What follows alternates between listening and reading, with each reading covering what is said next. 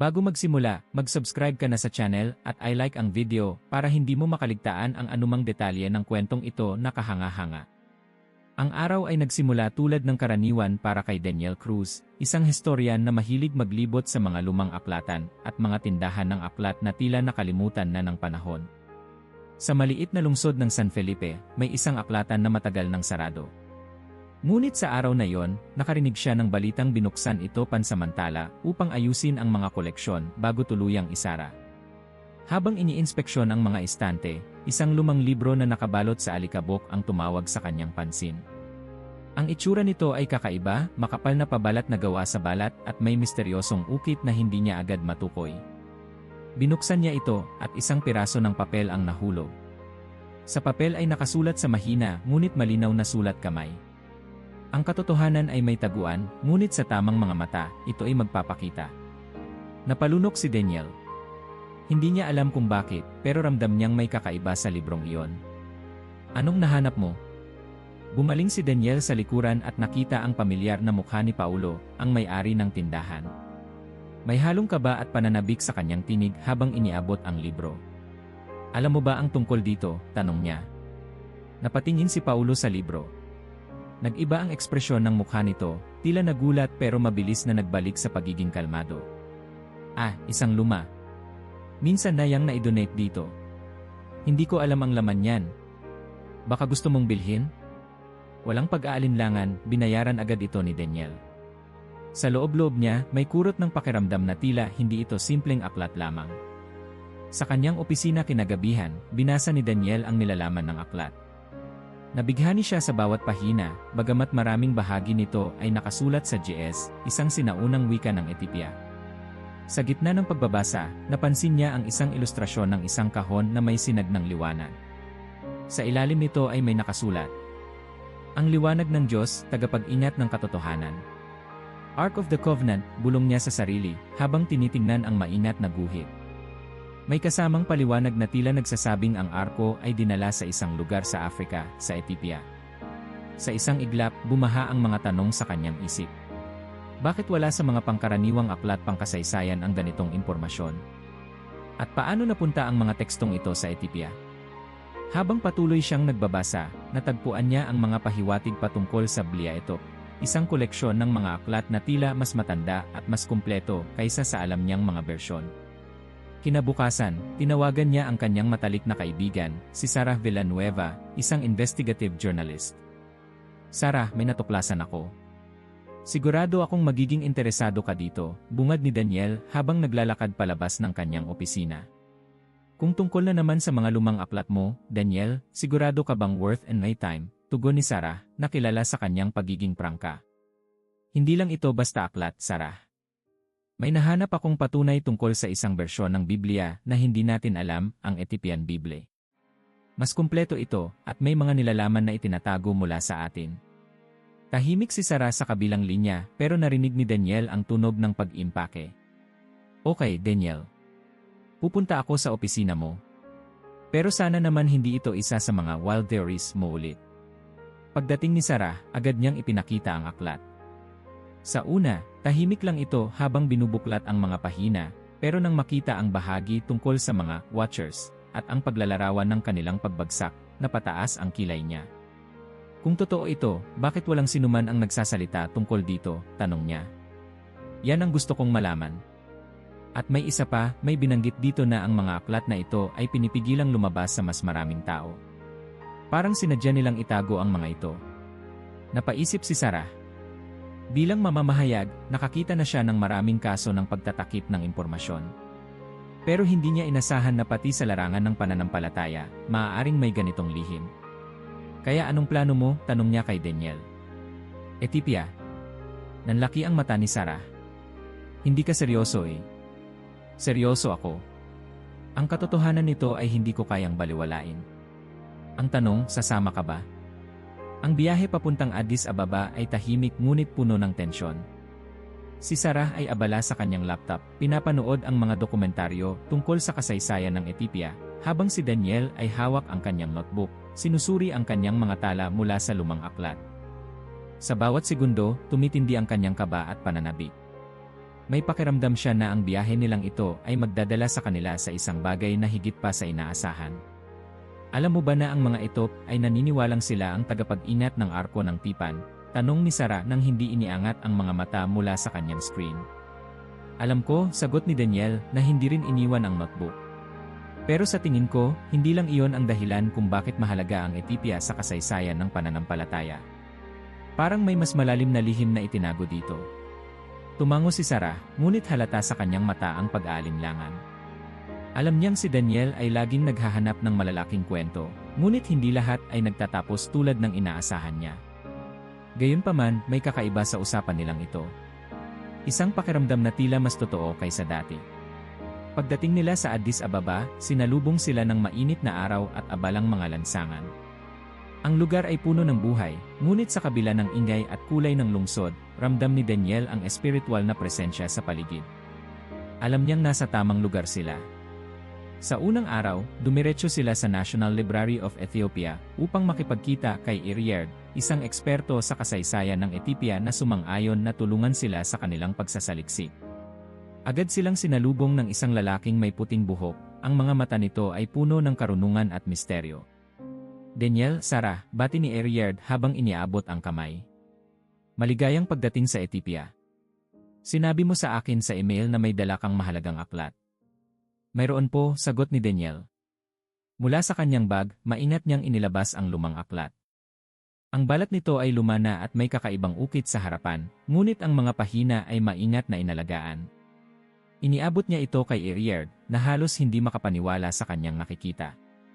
Panginoon ko, bulong ni Eriard. Matagal ko nang naririnig ang tungkol dito, pero hindi ko akalain na makikita ko ito ng personal. Saan mo ito nakuha?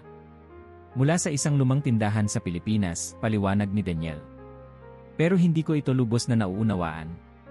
Ano po ba talaga ang kahalagahan nito? Habang maingat na binubuklat ni Eriard ang aklat, ipinaliwanag niya ang kasaysayan nito.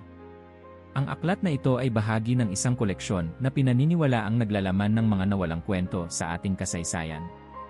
Isa itong ebidensya na ang Biblia ng Ethiopia ay mas kumpleto kaysa sa mga bersyon na ginagamit ng karamihan ngayon.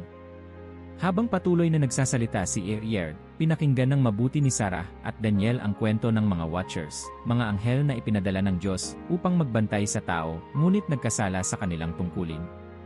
Bumagsak sila sa tukso, nagkaroon ng mga anak sa tao, at ang mga naging supling nila ay tinawag na mga Nephilim, mga higanteng nagdala ng kaguluhan sa mundo. Kung ganon, bakit hindi ko nabasa ang tungkol dito sa karaniwang Biblia? Tanong ni Sarah, na halatang naguguluhan. Maraming mga desisyon ang ginawa ng simbahan noong mga konseho nito.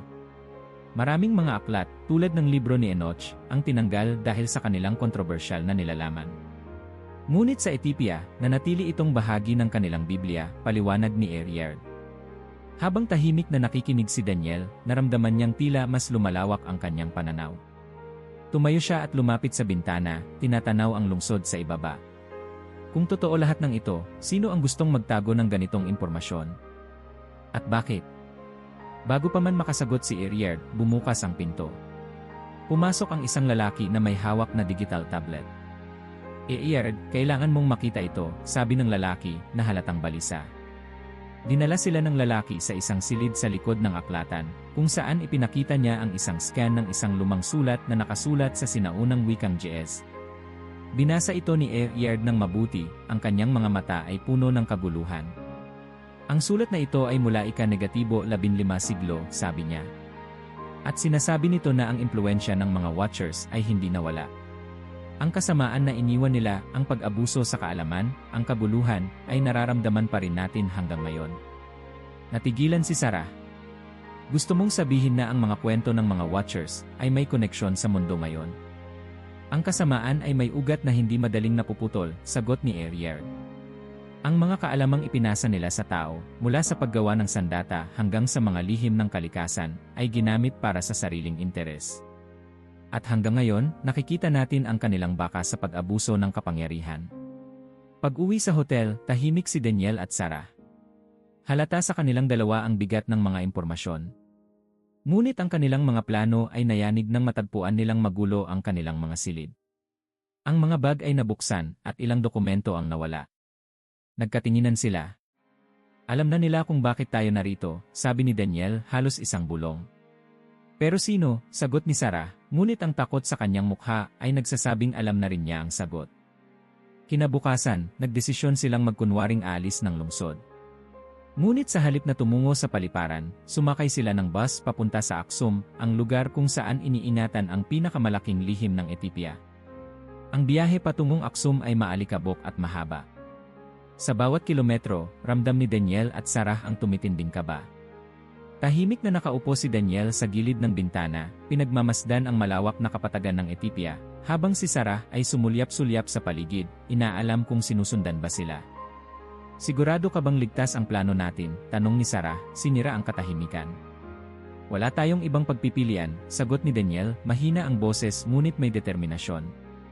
Kung totoo ang sinabi ni Ariel tungkol sa Aksum, maaaring nandoon ang mga sagot na hinahanap natin. Napabuntong hininga si Sarah. Alam niyang walang makakapigil kay Daniel, kahit pa ito ay nangangahulugang paglalagay sa kanilang dalawa sa panganib. Nang marating nila ang Aksum, sinalubong sila ng mga tanawin ng sinaunang arkitektura at tahimik na pamayanan. Ang makalumang kagandahan ng lugar ay tila nagpapalipad sa kanila pabalik sa nakaraan. Agad nilang tinungo ang simbahan ng Santa Maria de Sion, na pinaniniwala ang nagtatago ng Arko ng Tipan. Habang papalapit sila sa makapangyarihang estrukturang bato, huminto sila sa harap ng isang matandang lalaki na nakaupo sa ilalim ng lilim ng puno. Mahaba ang kanyang balbas, at ang kanyang mga mata ay puno ng karunungan at lungkot. Ano ang hinahanap niyo? Tanong ng matanda, halos isang bulong ngunit sapat para marinig. Ang katotohanan, sagot ni Daniel, ang kanyang boses ay buo. Ngumiti ang matanda, bahagyang tumango. Ang mga naghahanap ng katotohanan ay madalas nakakatagpo ng higit pa kaysa sa inaasahan nila. Handa ba kayong harapin ito? Nagpalitan ng tingin sina Daniel at Sarah. Walang alinlangan sa kanilang mga mata. Handa kami, sabi ni Sarah. Pinapasok sila ng matanda sa loob ng isang maliit na silid malapit sa simbahan.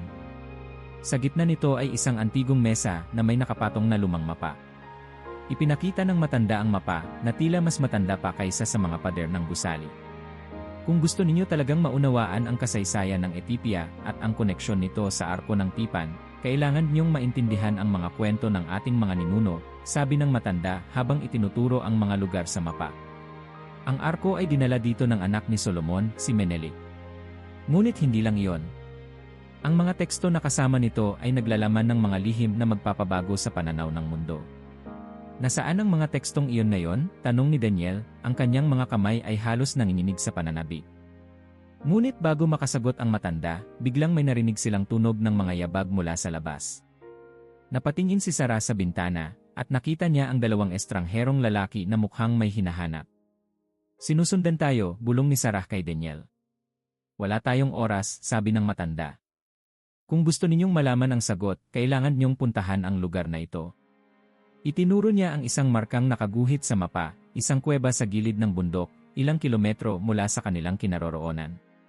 Agad na iniligpit ni Daniel ang mapa at nagpasalamat sa matanda. Ngunit bago sila makalabas, hinawakan ng matanda ang braso ni Sarah. Mag-ingat kayo. Ang paghahanap ng katotohanan ay laging may kapalit, sabi niya na parang babala. Mabilis nilang nilisan ang simbahan, dumaan sa likod na daan upang iwasan ang mga estranghero. Habang naglalakad sila sa masikip na eskinita, nagsalita si Sarah. Daniel, paano kung mali tayo? Paano kung lahat ng ito ay isang delusyon lamang? Huminto si Daniel at hinarap si Sarah. Kung mali tayo, wala tayong mawawala. Pero kung tama tayo, Sarah, maaari nating baguhin ang paraan ng pagtingin ng mundo sa kasaysayan, pananampalataya, at kapangyarihan.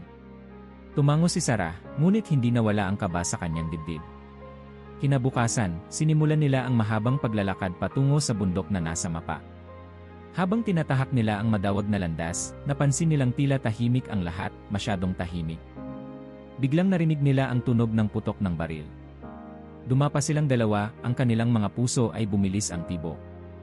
Alam nilang nandito tayo, bulong ni Sarah, hirap itago ang takot. Tuloy lang tayo. Malapit na tayo, sagot ni Daniel, na mas determinado pa kaysa kanina. Pagdating nila sa kuweba, sinalubong sila ng isang malamig at madilim na pasukan. Sa kabila ng pagod at takot, pumasok sila, dala ng kanilang hangarin na makita ang laman nito. Sa loob, natagpuan nila ang isang altar na may ukit ng sinaunang simbolo, ang parehong simbolo na nakita ni Daniel sa aklat na natagpuan niya sa Pilipinas. Lumapit si Daniel at napansin ang isang maliit na lalagyan sa ilalim ng altar. Binuksan niya ito, at sa loob ay may isang scroll na balot sa lumang tela. Habang binabasa nila ang unang bahagi ng scroll, napagtanto nilang ang laman nito ay mga karagdagang kwento mula sa Biblia ng Ethiopia, mga propesyang hindi kailanman narinig sa ibang bahagi ng mundo. Ngunit bago nila matapos basahin, narinig nilang muli ang mga yabag sa labas ng kuweba. Darating na sila, sabi ni Sarah, ang kanyang boses ay nanginginig. Dalhin natin ito, sabi ni Daniel. Kailangan nating itago ito bago nila tayo maabutan. Ang liwanag ng umaga ay sumalubong kina Daniel at Sarah habang mabilis silang umalis mula sa kuweba. Sa kanilang mga kamay ay ang scroll na tila may bigat ng kasaysayan at pananampalataya. Naririnig pa rin nila ang mga yabag mula sa kanilang likuran, ngunit ang adrenaline ang nagdala sa kanila sa mas mabilis na kilos. Sa kanan, sigaw ni Sarah, tinuturo ang mas makitid na daan pababa ng bundok. Sumunod si Daniel, ang kanyang mga kamay ay mahigpit na nakahawak sa scroll. Sa kanilang likod, tila mas dumarami ang mga humahabol. Hindi nila alam kung sino ang mga ito, mga sundalo, ahente, o simpleng mga taong nais ang kanilang dalang lihim. Pagkarating nila sa paanan ng bundok, nakita nila ang isang maliit na grupo ng mga lokal na magsasaka na nagmamasid sa kanila. Isa sa mga lalaki, isang matandang nakasuot ng tradisyonal na tela, ang lumapit. Kayo ba ang hinahanap nila? Tanong ng matanda, malalim ang boses at may halong kaba. Hindi namin alam, sagot ni Sarah, hinihingal. Pero kailangan naming umalis agad. Tumingin ang matanda sa kanila, saka tumuro sa isang makitid na daan na tinatakpan ng mga palumpong. Dumaan kayo roon. Huwag kayong titigil hanggang marating ninyo ang ilog. May naghihintay sa inyo roon. Salamat, sagot ni Daniel, agad na tinungo ang itinuro. Ngunit bago pa man sila tuluyang umalis, hinawakan ng matanda ang braso ni Daniel. Ang lihim na dala mo ay sagrado. Huwag mong hayaan na mahulog ito sa maling mga kamay, sabi niya, ang kanyang mga mata ay puno ng babala. Matapos ang halos 2 oras ng paglalakbay, narating nila ang ilog. Doon ay naghihintay ang isang bangka, at isang lalaki ang nag-aayos ng sagwan. Nilingon sila nito sa katumango. Sumakay na kayo. Hindi tayo maaaring magtagal dito, sabi ng lalaki. Hindi nagtanong sina Daniel at Sarah. Agad silang sumakay at ang bangka ay mabilis na umalis, tinatahak ang makipot na ilog na napapalibutan ng mga puno at batuhan. Kanino kami papunta? Tanong ni Sarah, nagtataka kung paano nila natagpuan ang ganitong tulong. Sa isang taong may alam sa scroll na dala ninyo, sagot ng lalaki. Isang taong pinagkakatiwalaan namin. Makaraan ng ilang oras, narating nila ang isang maliit na nayon sa gilid ng ilog. Ang lugar ay napakatahimik, tila hiwalay sa modernong mundo. Pinatuloy sila ng lalaki sa isang maliit na bahay na yari sa kahoy at bato.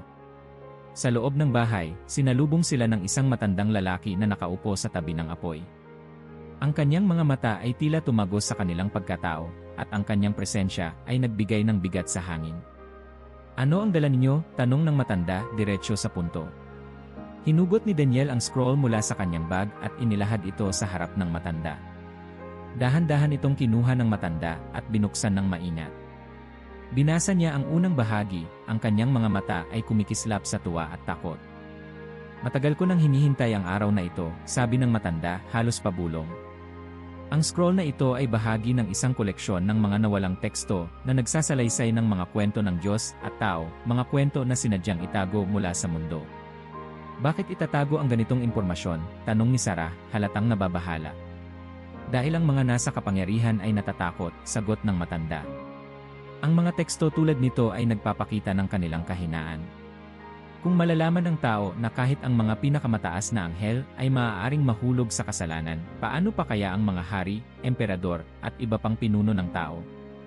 Tahimik na nakinig sina Daniel at Sarah. Sa unang pagkakataon, napagtanto nila kung gaano kalalim ang implikasyon ng kanilang natuklasan. Habang patuloy na binabasa ng matanda ang scroll, isinalaysay niya ang isang bahagi nito. May sinasabi dito na ang Diyos ay nagpadala ng mga anghel upang magbantay sa sangkatauhan. Ngunit sa halip na gawin ang kanilang tungkulin, sila ay naakit sa kagandahan ng mga tao at nakipagsama sa kanila. Ang mga supling ng mga anghel na ito, ang mga Nephilim, ay naging sanhi ng kaguluhan sa mundo. Sila ang nagturo sa tao ng mga kaalamang hindi pa dapat malaman, tulad ng paggawa ng armas, pangkukulam, at iba pang lihim ng kalikasan. Ang mga Nephilim, ulit ni Daniel, halos pabulong. Parang naririnig ko pa rin ang kwento ni Eryard tungkol sa mga Watchers. Nakakakilabot kung isipin na ang kanilang impluensya ay nararamdaman pa rin hanggang ngayon. Nang gabing iyon, habang natutulog si Sarah, nanatiling gising si Daniel. Binabalikan niya ang mga kwento ng mga Watchers at ang kasamaan na iniwan nila sa mundo. Iniisip niya kung paano nila magagamit ang kanilang natuklasan upang ibunyag ang katotohanan sa mundo. Ngunit ang tanong na hindi niya maiwasan ay, handa ba ang mundo sa ganitong uri ng katotohanan? Kinabukasan, sinabi ng matanda na may isa pang lugar na dapat nilang puntahan, isang lumang monasteryong nakatago sa kabundukan, kung saan iniinatan ang karugtong ng mga teksto sa scroll.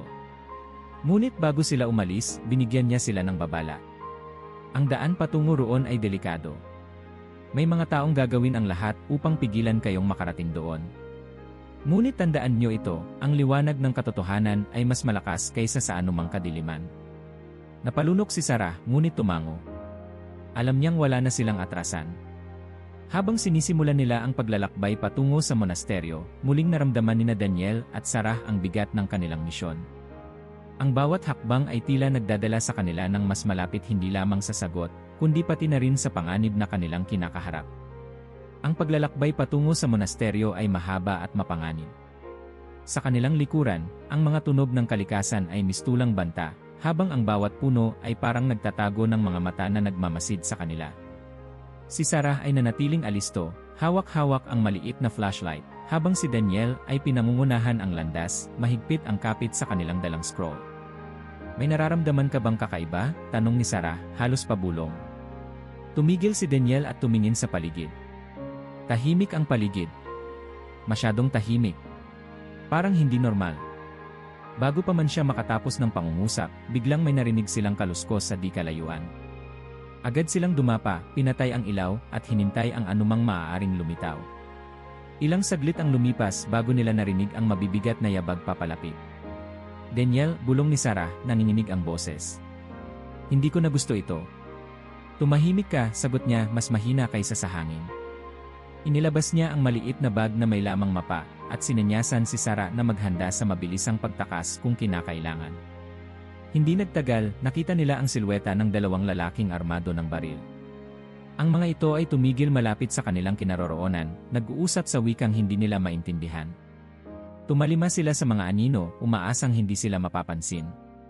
Ngunit ang masamang palad ay dumating. May nakita yata ako doon, sigaw ng isa sa mga lalaki, tinuturo ang direksyon nila. Takbo, sigaw ni Daniel, sabay hila kay Sarah.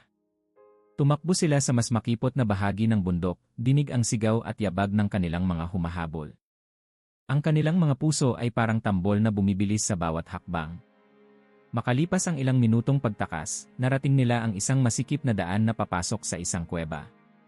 Pumasok sila sa loob, humihinal at nanlalambot ang mga tuhod. Si Daniel ay sumandal sa pader, hawak ang scroll na tila yun na lang ang nagdadala ng lakas sa kanya. Akala ko tapos na tayo, bulong ni Sarah habang iniinom ang natitirang tubig mula sa kanilang bote. Hindi pa tayo ligtas, sagot ni Daniel. Pero malapit na tayo. Kailangan nating magpatuloy. Habang nagpahinga sila, napansin nila ang mga ukit sa dingding ng kuweba. Ang mga ito ay larawan ng mga nilalang na may kakaibang hitsura, mga higante, mga anghel, at mga taong tila nagpapakumbaba sa harap ng liwanag. Tila sinasabi ng mga ukit ang kwento ng mga Watchers at ang kanilang pagbagsak. Daniel, sabi ni Sarah, tinuturo ang isang partikular na ukit. Mukha itong eksena mula sa libro ni Enoch. Lumapit si Daniel at hinaplos ang ukit. Ang liwanag mula sa kanilang flashlight ay nagbigay buhay sa mga imahe. Ito ang patunay na ang kwento nila ay totoo, sabi niya. Ang mga Watchers, ang Nephilim, hindi ito simpleng alamat. Pagkatapos magpahinga, ipinagpatuloy nila ang kanilang paglalakbay. Matapos ang ilang oras na pag-akyat sa mabatong daan, sa wakas ay narating nila ang monasteryo. Ang lugar ay napapaligiran ng ulap, tila itinatago ito sa paningin ng mundo. Sa pintuan ng monasteryo ay sinalubong sila ng isang monghe na may mahabang balbas. Ang kanyang mga mata ay tila nagbabasa ng kanilang mga kaluluwa. Kayo ba ang hinihintay namin? Tanong ng monghe. Nagkatinginan sina Daniel at Sarah, naguguluhan. Paanong, alam niyo po ang tungkol sa amin? Tanong ni Sarah. Ngumiti ang monghe. Matagal na naming alam na may darating na magdadala ng sagradong lihim na kailangan naming protektahan. Sa loob ng monasteryo, ipinasok sila sa isang silid na puno ng mga aklat at dokumentong mas luma pa sa mga pader nito. Sa gitna ng silid ay isang altar na yari sa kahoy, at sa ibabaw nito ay isang malaki at makapal na aklat na may nakaukit na simbolo ng liwanag. Ang aklat na ito, sabi ng monghe, ay ang karugtong ng scroll na dala niyo. Dito nakatala ang mga propesya at kasaysayang hindi kailanman nabunyag sa modernong mundo. Maingat na binuksan ng monghe ang aklat at pinakita ang unang pahina. Naroon ang larawan ng mga Watchers na nakaluhod sa harap ng isang hukom na nagliliyab sa liwanag. Ang kwento nila ay hindi lamang tungkol sa nakaraan, paliwanag ng monghe. Ito rin ay babala para sa hinaharap. Ang mga aral na iniwan ng kanilang pagkakamali ay nananatiling mahalaga sa ngayon. Habang pinag-aaralan ni Daniel at Sarah ang aklat, biglang narinig nila ang malakas na pagkatok sa pinto ng monasteryo. Tumayo ang monghe at ang kanyang kalmadong ekspresyon ay napalitan ng pagkabahala. Narito na sila, sabi niya. Kailangan nating protektahan ang aklat na ito. Paano nila tayo natagpuan? Tanong ni Sarah na halos mawalan na ng lakas. Huwag na kayong mag-alala kung paano, sabi ng monghe. Ang mahalaga ay kailangan nating alisin ang mga sagradong teksto mula rito. Kung mahulog ito sa maling mga kamay, maaari itong magdulot ng kaguluhan sa buong mundo. Tumango si Daniel. Ano ang kailangan naming gawin? May lihim na lagusan sa ilalim ng monasteryo, sagot ng monghe. Gamitin niyo ito upang makatakas. Dalhin niyo ang scroll at ang aklat na ito. Ang responsibilidad ay nasa inyong mga kamay ngayon. Sa ilalim ng gabing puno ng panganib, sinimulan nila ang kanilang pagtakas gamit ang lagusan. Sa kanilang mga kamay ay hawak nila ang pinakamahalagang ebidensya ng kanilang paglalakbay, ang mga teksto na maaaring baguhin ang pananaw ng mundo sa kasaysayan, pananampalataya, at kapangyarihan. Sa ilalim ng malamlam na liwanag ng kanilang mga lampara, tahimik na tinatahak ni Daniel at Sarah ang makitid na lagusan sa ilalim ng monasteryo. Ang kanilang mga hakbang ay maingat, takot na makagawa ng kahit anong ingay na maaaring tumawag ng atensyon ng kanilang mga kalaban. Sa kanilang mga kamay ay hawak nila ang scroll at ang makapal na aklat na ibinigay ng monghe. Daniel, gaano ba kalayo ito? Tanong ni Sarah, halos bulong ngunit puno ng kaba. Wala akong ideya, sagot ni Daniel, ang kanyang tinig ay may bahid ng pagod. Pero kailangan nating magtiwala sa sinabi ng monghe. Ang daang ito ang tanging pag-asa natin. Makaraan ang halos isang oras ng tahimik na paglalakad, narating nila ang dulo ng lagusan. Isa itong maliit na pintuan na gawa sa kahoy, at sa likod nito ay naririnig nila ang tunog ng agos ng tubig. Dahan-dahang binuksan ni Daniel ang pinto, at tumambad sa kanila ang isang makipot na ilog sa gitna ng kagubatan. Malayo na tayo, sabi ni Daniel, bahagyang nakahinga ng maluwag. Pero hindi ibig sabihin nito ay ligtas na tayo. Naghanda silang tumawid sa ilog gamit ang isang maliit na bangka na tila iniwang naghihintay sa kanila. Habang sumasagwan si Daniel, napansin ni Sarah ang scroll na hawak niya. Ang mga mata niya ay hindi mapigilang maengganyo sa misteryosong nilalaman nito. Pwede ba nating basahin ito ngayon? Tanong ni Sarah. Sa tingin ko, ito na ang tamang oras, sagot ni Daniel. Habang sinasagwan ni Daniel ang bangka, binuksan ni Sarah ang scroll. Ang bawat pahina nito ay puno ng mga detalyadong sulat na tila nagsasalaysay ng mga kwento ng sinaunang panahon. Sa gitna ng scroll, natagpuan nila ang isang bahagi na nagsasabi tungkol sa mga Watchers. Kami ang mga Watchers, inilagay sa lupa upang bantayan ang sangkatauhan. Ngunit nahulog kami sa tukso, at ang aming kasalanan ay naging sumpa sa mundo. Kami ay nakipag-isa sa mga anak ng tao, at mula sa aming pagsasama ay lumitaw ang mga Nephilim, mga higanteng nagdala ng kaguluhan at kasamaan. Natigilan si Sarah. Daniel, ito ang eksaktong sinabi ni Ariel. Pero dito, mas detalyado. Parang nakasulat mismo ng mga nakasaksi. Inabot ni Daniel ang scroll at itinuloy ang pagbabasa. Ang aming pagkakasala ay hindi tinanggap ng Diyos. Kami ay pinarusahan at itinapon sa kadiliman. Ngunit ang aming mga anak, ang mga Nephilim, ay naiwan sa mundo. Ang kanilang impluensya ay nagpatuloy sa bawat henerasyon, nagdadala ng karahasan at pagsira. Ang mga Nephilim, ulit ni Daniel, ang kanyang boses ay mababa ngunit puno ng seryosong tono. Kung totoo ito, maaari itong magpaliwanag ng maraming misteryo sa kasaysayan, mula sa mga higanteng nabanggit sa iba't ibang kultura hanggang sa kasamaan na tila paulit-ulit na nagaganap sa mundo. Nang makatawid na sila sa ilog, tumigil sila sa isang ligtas na lugar sa kabubatan upang pag-aralan ang natitirang bahagi ng scroll. Habang binabasa nila ang iba pang bahagi, nalaman nila na ang mga Watchers ay nagturo rin sa tao ng mga kaalamang hindi pa dapat malaman, ang paggawa ng sandata, ang paggamit ng mahika, at ang pagsira sa kalikasan para sa sariling interes. Daniel, sabi ni Sarah, tila nangangatog ang boses. Hindi ba't ito rin ang nangyayari sa mundo ngayon? Ang pag-abuso sa kapangyarihan, ang pagkasira ng kalikasan, at ang mga digmaan. Tumango si Daniel. Parang sinasabi ng scroll na ang impluensya ng mga Watchers ay hindi natapos sa kanilang pagkakasala. Ito ay nananatili sa bawat bahagi ng ating lipunan. Habang sinusuri nila ang natitira pang nilalaman ng scroll, biglang may narinig silang kaluskos mula sa kabubatan. Agad nilang isinara ang scroll at tinago ito sa bag ni Daniel. Tumayo sila, nakikinig sa mga tunog ng paligid. May sumusunod pa rin sa atin, sabi ni Sarah, ang kanyang kamay ay mahigpit na hawak ang bag niya. Mag-ingat ka, sagot ni Daniel, habang dahan-dahang binubunot ang maliit na kutsilyo na dala niya bilang proteksyon. Mula sa mga anino ng kagubatan, lumabas ang dalawang lalaki, parehong armado at mukhang handang lumaban. Ibigay ninyo ang dala ninyo, sigaw ng isa sa kanila, ang kanyang baril ay nakatutok kay Daniel. Ngunit bago pa man makagalaw sina Daniel at Sarah, isang pangkat ng mga lokal na lalaking armado ng sibat at pana ang biglang sumulpot mula sa likuran ng mga kalaban. Agad nilang dinisarmahan ang mga ito at inilayo sa lugar. Sumama kayo sa amin, sabi ng leader ng mga lokal, na halatang kakampi. Kami ay ipinadala upang tiyaking ligtas kayong makarating sa inyong destinasyon. Sa tulong ng mga lokal, narating nila ang isang maliit na nayon sa gitna ng kabubatan. Doon, sinalubong sila ng isang matandang babae na may dalang baston. Ang kanyang presensya ay tila nagbibigay ng katahimikan sa paligid. Kayo ang mga tagapagdala ng liwanag, sabi ng matanda, ang kanyang mga mata ay nakatingin sa bag ni Daniel. Ang scroll na dala ninyo ay bahagi lamang ng isang mas malaking larawan. Sa susunod na lugar, makikita niyo ang natitirang piraso ng katotohanan. Nasaan iyon? Tanong ni Daniel. Sa ilalim ng mga bituin, sagot ng matanda. Kailangan niyong maglakbay sa mataas na lugar upang matagpuan ito. Habang nagpapahinga sa nayon, patuloy na naglalaro sa isipan ni Daniel ang kwento ng mga Watchers. Kung totoo ang lahat ng ito, ano ang maaaring gawin upang maibalik ang balanse sa mundo?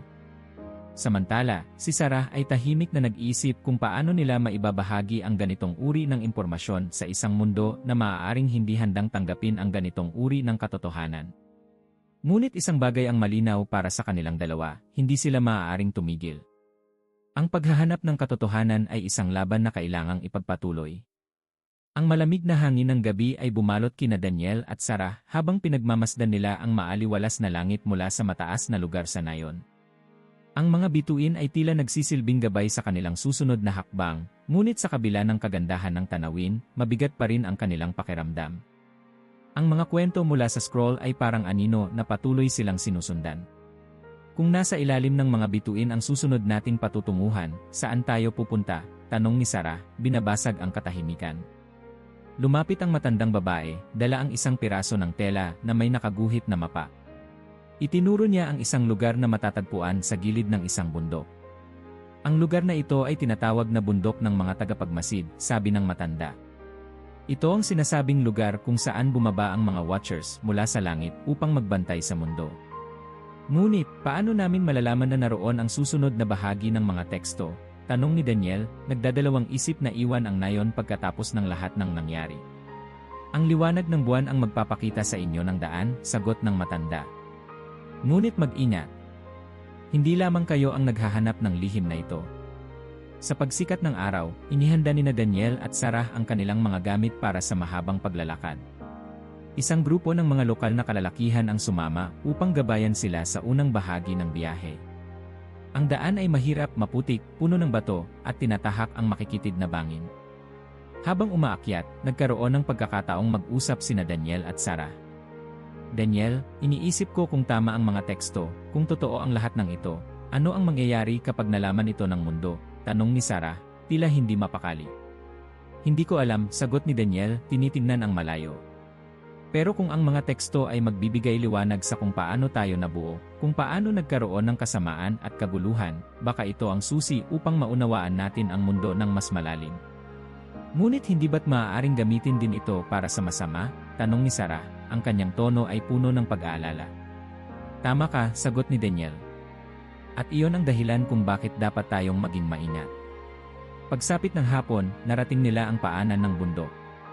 Ang mga lokal na kasama nila ay tumigil at nagpaalam, sinasabing hindi sila maaaring sumama sa mas mataas na bahagi ng bundok. Dito lang ang hangganan namin, sabi ng leader ng grupo. Ang natitirang landas ay para sa inyo lamang. Mag-ingat kayo. Pagkatapos magpasalamat sa mga lokal, nagpatuloy sina Daniel at Sarah sa pag-akyat. Sa bawat hakbang, ramdam nila ang malamig na simoy ng hangin at ang lalim ng katahimikan sa paligid. Pagsapit ng gabi, narating nila ang isang patag na bahagi ng bundok.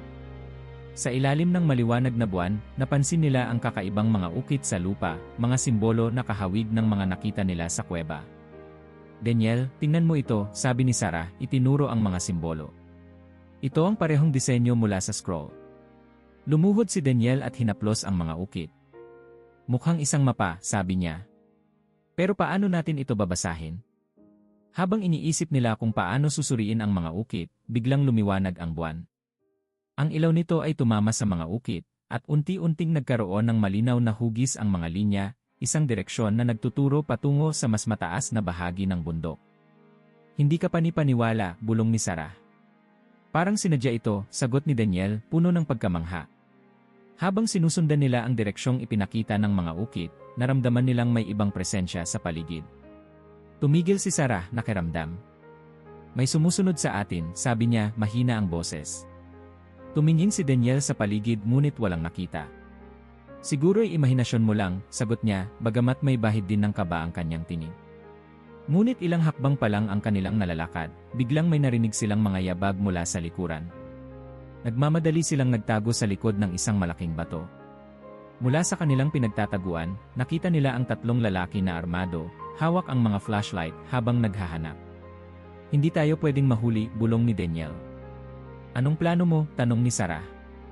Maghintay tayo hanggang makalampas sila, sagot niya. Matapos ang ilang minuto ng tensyon, narinig nilang unti-unting lumayo ang mga lalaki. Lumabas sila mula sa kanilang pinagtataguan at nagmadaling nagpatuloy sa landas. Ngunit sa kanilang pagmamadali, biglang napansin ni Daniel ang isang maliit na lagusan sa gilid ng bundok. Sarah, tingnan mo ito, sabi niya, tinuturo ang lagusan. Lumapit sila at sinilip ang loob. Sa kabila ng dilim, nakita nila ang makintab na ibabaw ng isang bato na may ukit na simbolo ng liwanag. Daniel, ito na siguro iyon, sabi ni Sarah, hindi maitago ang pananabik. Pumasok sila sa lagusan, at sa gitna nito ay isang altar na yari sa bato. Sa ibabaw ng altar ay isang luma at magarang sisidlan. Dahan-dahang lumapit si Daniel at binuksan ang sisidlan. Sa loob nito ay may isang scroll na mas luma pa kaysa sa nauna nilang natagpuan. Binuksan nila ang scroll at binasa ang unang bahagi. Ang mga Watchers ay nagkasala, ngunit hindi sila ang wakas. Ang kanilang kwento ay bahagi lamang ng mas malaking plano, isang plano ng kaligtasan at pagbagsak ng liwanag at dilim. Napatingin si Sarah kay Daniel. Ano ang ibig sabihin nito? Hindi ko alam, sagot ni Daniel, pero mukhang may higit pa tayong hindi naintindihan. Habang binabasa nila ang natitirang bahagi ng scroll, narinig nilang muli ang yabag mula sa labas ng lagusan. Agad nilang isinara ang sisidlan at tinago ang scroll. Daniel, kailangan nating umalis na, sabi ni Sarah. Tumango si Daniel, ngunit sa kanyang isip ay malinaw ang isang bagay, ang kwento ng mga Watchers ay hindi lamang tungkol sa kasalanan. Ito ay tungkol din sa kaligtasan na darating sa tamang panahon. Ang unang liwanag ng araw ay unti-unting sumilip sa lagusan, inihahayag ang makitid na daanan patungo sa labas ng bundok. Si Daniel at Sarah ay nakaupo sa gilid ng altar, mahigpit na hawak ang scroll na kanilang natagpuan noong gabing iyon. Sa kabila ng pagod at tensyon, hindi maikakaila ang kapwa pananabik at kaba sa kanilang mga mukha. Daniel, simula ni Sarah na tila nag-aalangan. Sa tingin mo ba ay handa ang mundo para sa ganitong klaseng impormasyon? Isang kwento na hindi tugma sa lahat ng alam natin. Tumingin si Daniel sa malayo, tila iniisip ang bigat ng kanilang natagpuan. Hindi ko alam, Sarah. Pero kung ang mga teksto ay makakapagbigay liwanag sa kasaysayan, sa pananampalataya, hindi ba tungkulin nating ibahagi ito? Tahimik si Sarah, ngunit sa kanyang isipan ay naglalaro ang tanong, paano kung ang mga tekstong ito ay masira ang pananampalataya ng iba sa halip na buuin ito? Habang bumababa sila sa bundok, napansin nilang tila tahimik ang paligid. Ang mga tunog ng kalikasan, na karaniwang nagbibigay ng aliwalas, ay tila naglaho. Pareho nilang naramdaman ang bigat ng katahimikan. Hindi ito normal, sabi ni Sarah na nagmamasid sa bawat direksyon. May hindi tama, sagot ni Daniel, inilalabas ang mapa na iniwan ng matandang babae.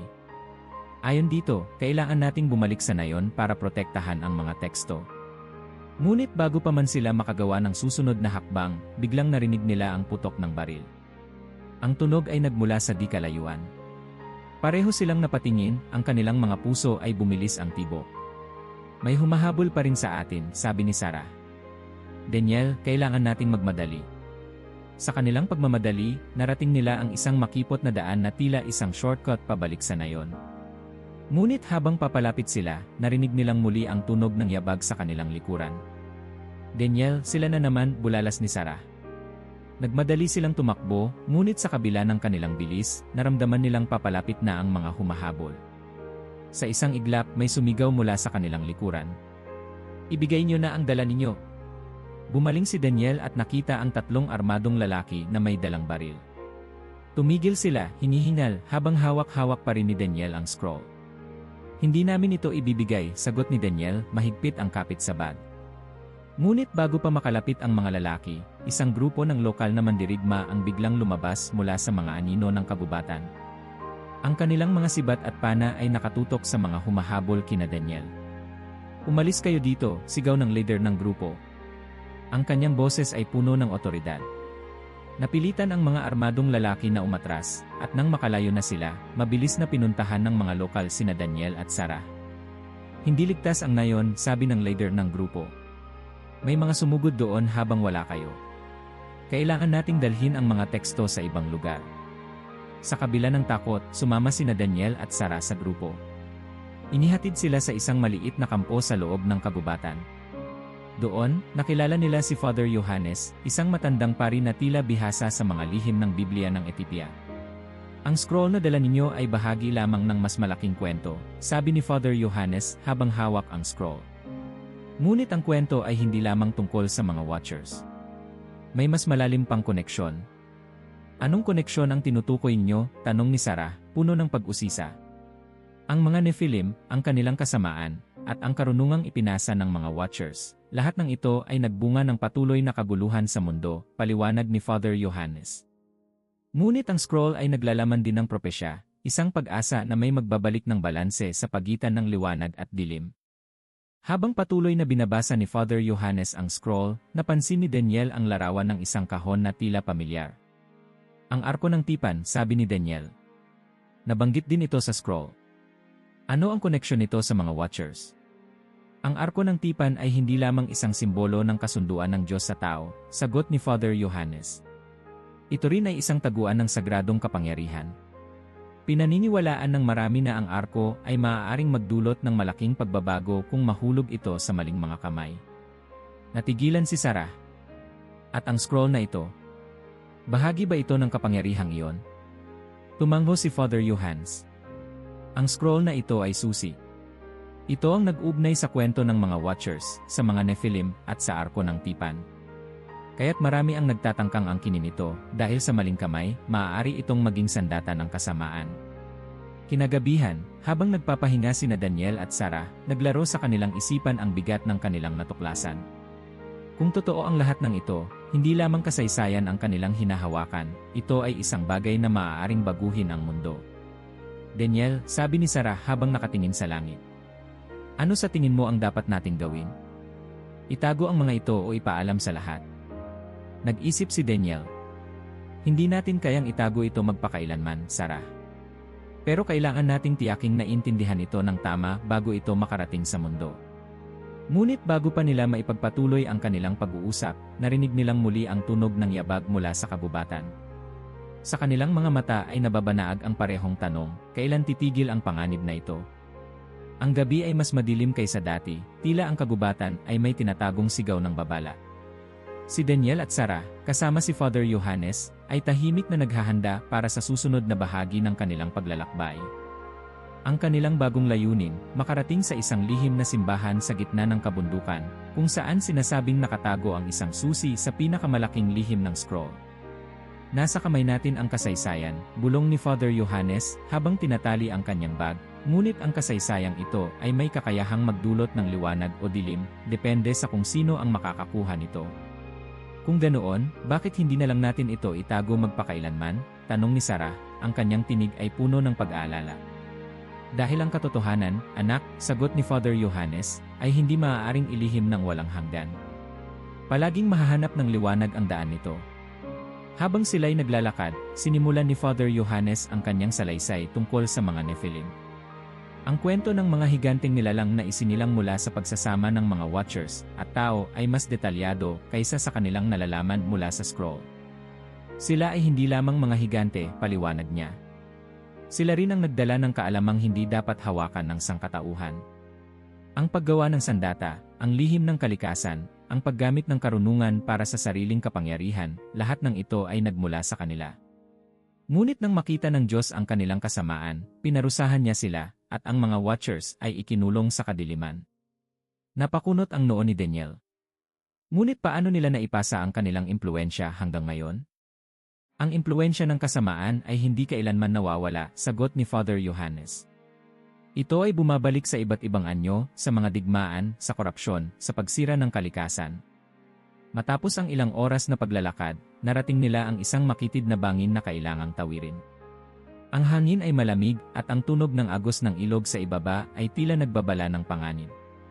Dahan-dahan lang, sabi ni Father Johannes habang unti-unting tumatawid sa manipis na tulay na gawa sa lubid.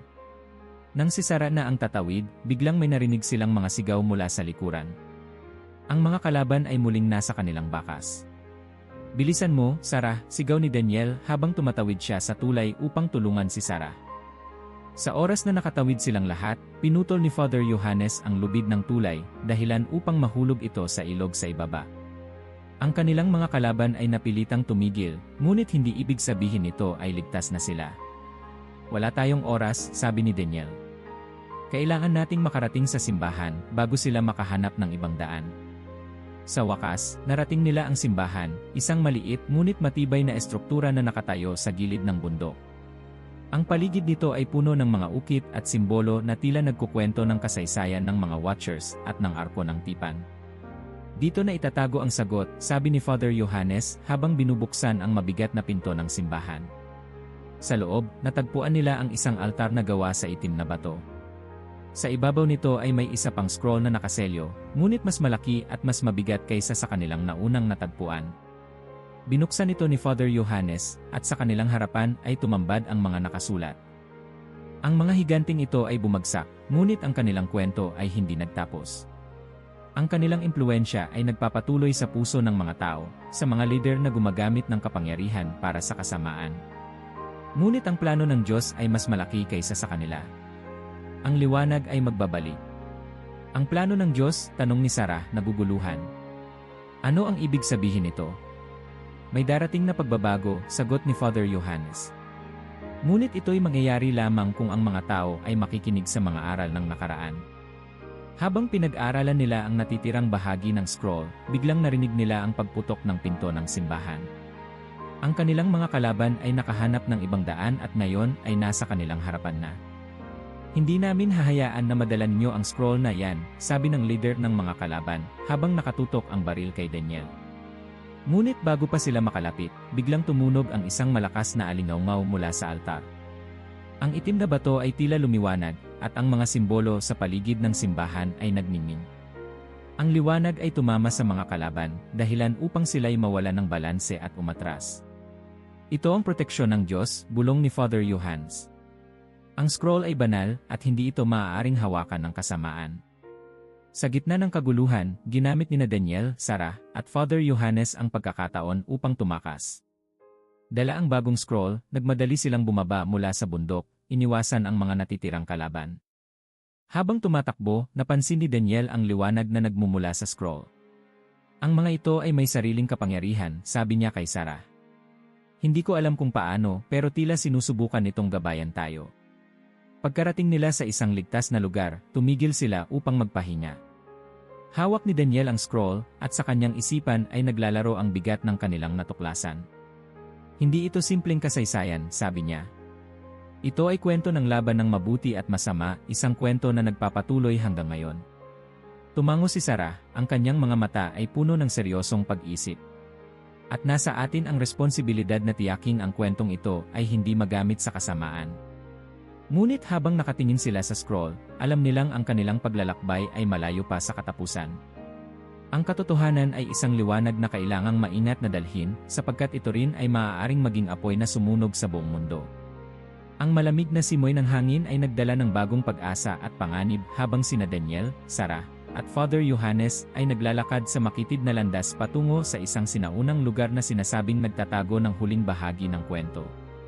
Ang kanilang dalang scroll ay tila mas mabigat habang lumalalim ang kanilang nalalaman tungkol sa mga Watchers, mga Nephilim, at ang impluensya nito sa kasaysayan ng tao.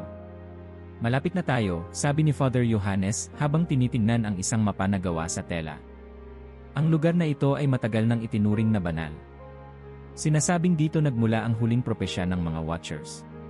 Kung ito ang huling bahagi ng kwento, anong aasahan natin? Tanong ni Sarah, ang kanyang boses ay halong kaba at pananabik. Isang babala, sagot ni Father Yohanes na tila sigurado sa kanyang sinasabi. At isang pag-asa. Pagkarating nila sa itaas ng bundok, tumambad sa kanila ang isang napakalaking pintuan na nakaukit sa bato. Ang pintuan ay puno ng mga simbolo at larawan, mga higanteng nakaluhod, mga aninong bumabagsak mula sa langit, at isang liwanag na tila bumubuhay sa mundo.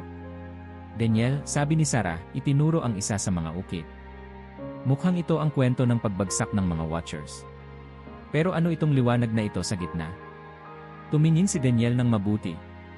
Parang nagpapahiwatig ito ng muling pagbabalik ng liwanag pagkatapos ng kadiliman. Baka ito ang tinutukoy ni Father Yohanes na pag-asa. Pinagmasdan ni Father Yohanes ang pintuan, saka inilabas ang scroll mula sa kanilang bag. Ang mga simbolo sa scroll ay tumugma sa mga ukit sa pintuan, at tila ang liwanag mula sa scroll ay gumabay sa kanilang kamay upang buksan ang pintuan. Sa pagpasok nila sa loob, ang liwanag mula sa kanilang lampara ay tumama sa isang napakalaking silid na puno ng sinaunang mga aklat, ukit, at mga palamuti. Sa gitna ng silid ay isang altar na may nakapatong na isang huling scroll, mas luma at mas maganda kaysa sa lahat ng nakita nila. Dahan-dahang lumapit si Daniel sa altar. Habang inaabot niya ang scroll, ang paligid ay tila nabalot ng kakaibang enerhiya, isang halo ng takot at kalmado. Binuksan niya ito, at ang unang linya ay agad na nagbigay ng bigat sa hangin. Ang panahon ng kadiliman ay hindi nagtatapos sa paglayo ng mga Watchers. Sa puso ng bawat tao, naroroon ang binhi ng liwanag at dilim. Ang kapalaran ng mundo ay nakasalalay sa kanilang pagpili. Tahimik na nakinig sina Sarah at Father Yohanes habang binabasa ni Daniel ang natitirang bahagi ng scroll. Sa wakas ng panahon, ang impluensya ng mga Watchers ay magpapakita muli. Ang kanilang kaalaman ay muling gagamitin, at ang mundo ay muling haharap sa kabuluhan. Ngunit may isang tagapagdala ng liwanag na magpapakita upang ipaalala sa sangkatauhan ang kanilang responsibilidad sa liwanag. Isang tagapagdala ng liwanag, ulit ni Sarah. Ano ang ibig sabihin nito? Maaaring hindi ito literal na tao, sagot ni Father Yohanes. Maaaring ito ay ang mismong mensahe, ang katotohanan. Ang scroll mismo ay ang tagapagdala ng liwanag. Ngunit bago pa nila maipagpatuloy ang pag-aaral ng scroll, narinig nilang muli ang yabag mula sa pasukan. Dumating na sila, sabi ni Sarah, ang kanyang kamay ay mahigpit na nakahawak sa kanyang bag. Hindi natin sila maaaring hayaan na makuha ito, sabi ni Daniel. Kahit ano pa ang mangyari. Ang mga kalaban ay pumasok sa silid, dala ang mga baril at mga ilaw na nakatutok kina Daniel at sa altar. Ang leader nila, isang matikas ngunit malupit na lalaki, ay mumiti habang tinuturo ang scroll. Ibigay niyo na ang scroll na yan, sabi ng leader. Ang mundo ay hindi handa para sa ganitong uri ng impormasyon. Mas mabuting nasa tamang kamay ito. Tamang kamay, sagot ni Daniel, puno ng galit. Kayo lang ang hindi dapat makakuha nito. Ang katotohanan ay para sa lahat. Biglang may nangyari na hindi nila inaasahan. Ang altar ay biglang nagliwanag at ang mga simbolo sa pader ay kumislap. Isang malakas na tunog ang umalingaw-ngaw sa silid, dahilan upang matumba ang ilang kalaban. Ang leader ng mga kalaban ay napaatras, ngunit bago siya makalabas ng silid, nagsalita si Father Yohanes. Ito ang hustisya ng Diyos. Ang kasamaan ay hindi magtatagumpay sa harap ng liwanag. Ang liwanag mula sa altar ay nagpatuloy sa pagniningning, at sa gitna nito, ang scroll ay tila naging isang mas malalim na simbolo, isang paalala ng kapangyarihan ng katotohanan at pananampalataya.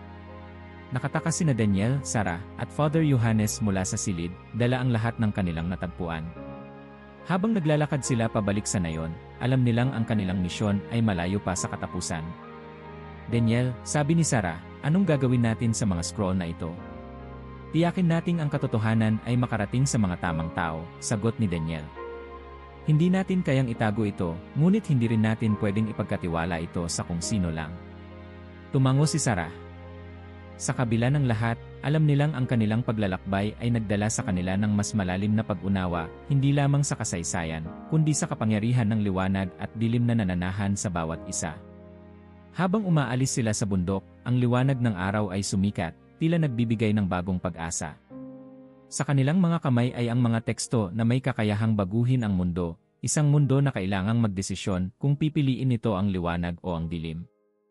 Ang araw ay sumikat ng may kakaibang init habang sina Daniel, Sarah, at Father Yohanes ay naglalakad pabalik sa nayon.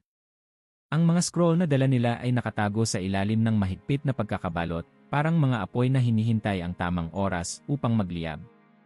Sa bawat hakbang, ang bigat ng kanilang natuklasan ay nagiging mas malinaw. Ang kwento ng mga Watchers, ng mga Nephilim, at ng kasaysayan ng mundo ay hindi simpleng kwento lamang, kundi isang salamin ng kasalukuyan.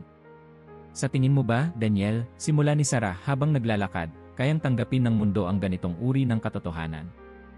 O masisira lang tayo nito? Huminto si Daniel at tumingin kay Sarah, ang kanyang mga mata ay puno ng seryosong pag-isip. Hindi natin kontrolado ang magiging reaksyon ng mga tao.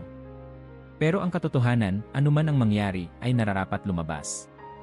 Hindi natin ito maitatago habang buhay. Tumango si Sarah, ngunit sa loob niya, nararamdaman niyang hindi ito magiging madali. Pagkarating nila sa nayon, sinalubong sila ng mga lokal na tagabantay. Ang lugar ay tila nanatili sa katahimikan, ngunit ang hangin ay puno ng tensyon, na parang alam ng lahat ang bigat ng dala ni Daniel at Sarah. Malapit na tayo, sabi ni Father Yohanes habang pinapasok sila sa isang maliit na simbahan sa gitna ng nayon. Sa loob nito ay naghihintay ang ilang mga elder ng komunidad, lahat ay may halong kaba at pananabik sa kanilang mga mukha. Ang dala ninyo ay sagrado, sabi ng isa sa mga elder, ang kanyang boses ay mabagal ngunit puno ng respeto. Ngunit ito rin ay mapanganib. Ano ang plano ninyo? Si Daniel ang unang nagsalita. Hindi namin ito maaaring itago. Kailangan nating pag-aralan ito ng mas mabuti at tiyaking ang tamang impormasyon lamang ang makarating sa mundo. Habang pinag-uusapan nila ang susunod na hakbang, isang batang lalaki ang tumakbo papasok ng simbahan. May paparating, sigaw niya, hinihingal. Lahat ay napatingin sa labas. Sa malayo, isang grupo ng mga sasakyan ang papalapit, at mula sa alikabok na iniwan ng kanilang pagmamaneho, malinaw na hindi ito ordinaryong mga bisita. Ang mga kalaban, sabi ni Sarah, ang kanyang boses ay puno ng takot. Hindi nila tayo titigilan. Dadalhin nila ang kaguluhan dito, sabi ni Father Yohanes, na tila nagdarasal habang nakatingin sa mga scroll. Hindi natin sila hahayaang makuha ang mga ito, sagot ni Daniel. Tumayo siya, ang kanyang mga kamay ay mahigpit na hawak ang bag, kung kailangan nating lumaban, lalaban tayo. Ang mga kalaban ay mabilis na dumating, dala ang armas at determinasyon.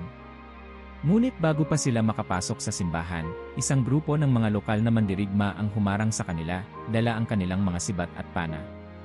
Hindi kayo malugod na tinatanggap dito, sabi ng leader ng mga lokal.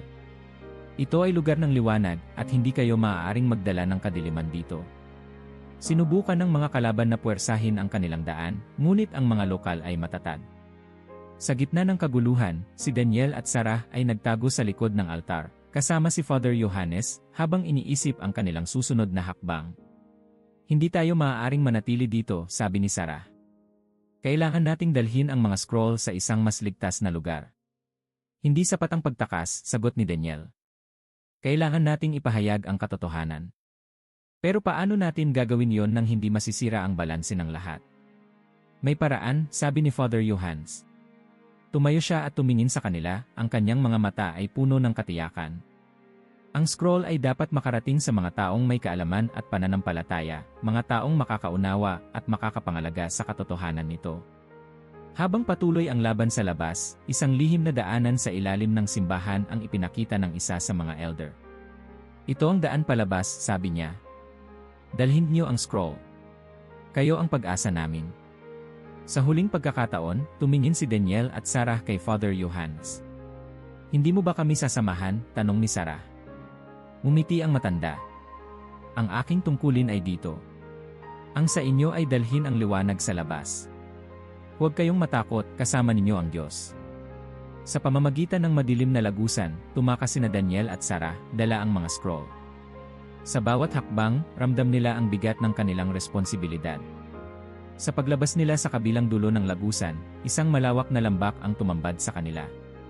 Doon, sa ilalim ng sikat ng araw, natagpuan nila ang kapayapaan sa kabila ng kaguluhan na iniwan nila. Habang nakaupo sa isang mataas na bato, pinagmasdan ni Daniel at Sarah ang mga scroll. Ito na ang simula, sabi ni Daniel. Hindi natin ito magagawa ng mag-isa. Kailangan natin ng tulong ng mga taong may kakayahan at pananampalataya. Ngunit paano kung hindi nila tayo paniwalaan? Tanong ni Sarah. Hindi mahalaga, sagot ni Daniel. Ang mahalaga ay hindi natin itinago ang katotohanan. Sa huling pagkakataon, binuksan nila ang scroll at binasa ang huling linya. Ang katotohanan ay hindi kayang itago. Ang liwanag ay laging magbabalik, gaano man kalalim ang kadiliman. Tumingin si Sarah kay Daniel, ang kanyang mga mata ay puno ng luha, ngunit puno rin ng pag-asa. Handa na tayo, sabi niya. Sa ilalim ng liwanag ng araw, nagpasya silang ipagpatuloy ang kanilang misyon, isang misyon upang dalhin ang liwanag ng katotohanan sa mundo, anuman ang kapalit. Kung umabot ka hanggang dulo ng video na ito, gusto kong malaman kung sino ang tunay na nakasubaybay sa ating kwento. I-comment ang salitang liwanag sa mga komento para malaman ko na isa ka sa mga naghanap ng katotohanan hanggang sa huli. Sama-sama nating ipalaganap ang kaalaman,